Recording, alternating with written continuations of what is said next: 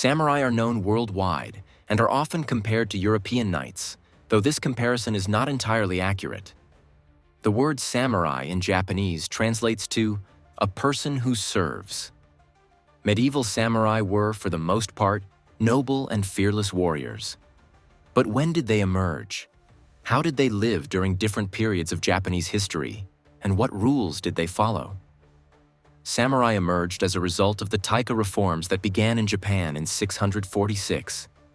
A major boost to the strength of the samurai came from Emperor Kamu in the early 9th century. This emperor sought help from the existing regional clans in a war against the Ainu, another group that lived on the islands of the Japanese archipelago. Between the 10th and 12th centuries, during the clan wars of the feudal lords, powerful families formed.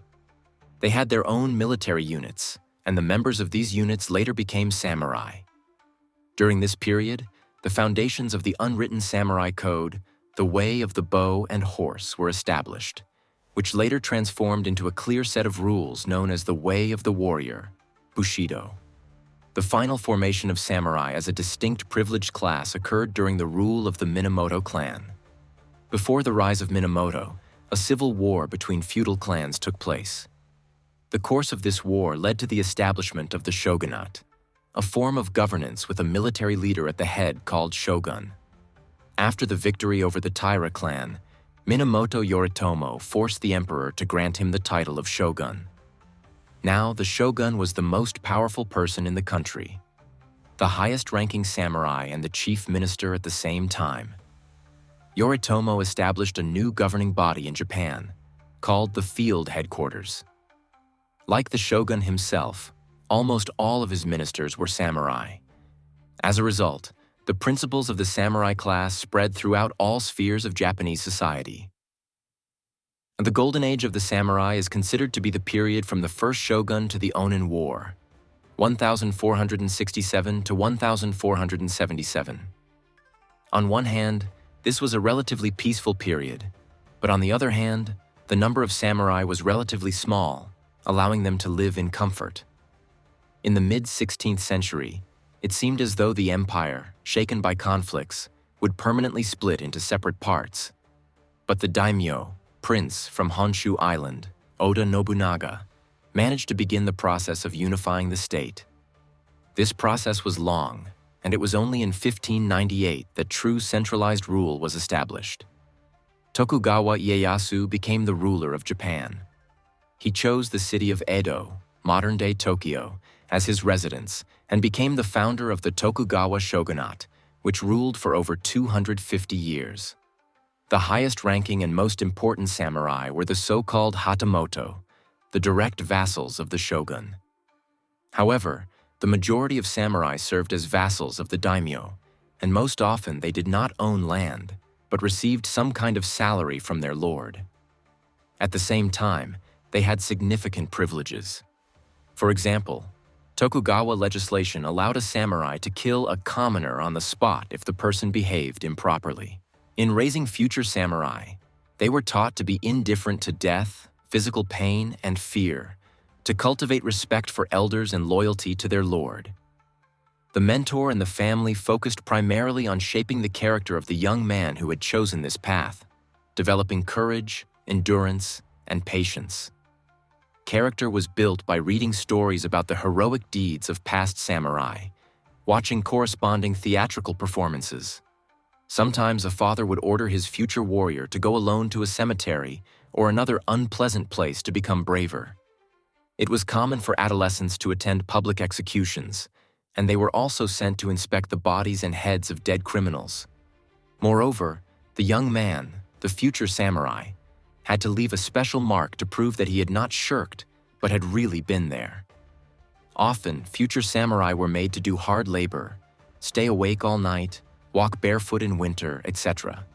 It is well known that samurai were not only fearless, but also highly educated individuals. The Bushido Code mentioned earlier stated that a warrior should improve himself by any means. Therefore, samurai did not shy away from studying poetry, painting, and ikebana, as well as engaging in mathematics, calligraphy, and tea ceremonies. Zen Buddhism also had a great influence on the samurai class. It arrived from China and spread across Japan in the late 12th century. Zen Buddhism appealed to samurai as a religious movement because it helped develop self-control, willpower, and calmness. Another interesting fact. According to Bushido, a samurai was obliged to obey his lord's orders without question. Even if the lord ordered him to commit suicide or to lead a group of 10 men against an army of thousands, it had to be done. However, it should not be thought that samurai never switched from one lord to another. This often happened during conflicts between smaller feudal lords. The worst thing for a samurai was to lose honor and disgrace himself in battle. People would say that such individuals were not even worthy of death. These warriors wandered the country and tried to make a living as ordinary mercenaries. They were used in Japan, but were treated with contempt. One of the most shocking aspects associated with samurai is the ritual of harakiri, or seppuku. A samurai had to take his own life if he was unable to follow Bushido or if he was captured by enemies. The seppuku ritual was considered an honorable way of dying. Interestingly, part of the ritual included a ceremonial bath, a meal with his favorite food, and the writing of a final poem, a tanka. A loyal companion was always present with the samurai during the ritual, and at a certain moment, the companion had to decapitate him to end his suffering. The appearance of medieval samurai is well documented in numerous sources. Samurai typically wore wide trousers resembling skirts, with a top-knot hairstyle called motodori. Regarding weapons, samurai used various types over the centuries. Initially, their main weapon was a thin, short sword called teokuto. Later, samurai switched to curved swords, which eventually evolved into the world-famous katana. According to Bushido, a samurai's soul was said to be contained in his katana, and it was no surprise that this sword was considered the most important attribute of a warrior. Typically, katana were used in pairs with daisho, a shorter sword. Only samurai were allowed to carry daisho, making it a status symbol. In addition to swords, samurai also used bows. As with the development of military tactics, personal bravery and skill in close combat became less important. When gunpowder was introduced in the 16th century, bows were replaced by firearms and cannons. For example, in the Edo period, matchlock rifles called tanegashima were popular. On the battlefield, samurai wore special armor, which was richly decorated and sometimes looked a bit awkward, but each part had a specific function. The armor was both durable and flexible, allowing the wearer to move freely during combat. The armor was made of metal plates connected by leather and silk cords. The arms were protected by rectangular shoulder shields and armored sleeves. An essential part of the armor was the kabuto helmet. Its bowl-shaped part was made of metal plates riveted together. An interesting feature of this helmet was the presence of a neck guard, which protected the wearer's neck from potential sword and arrow strikes.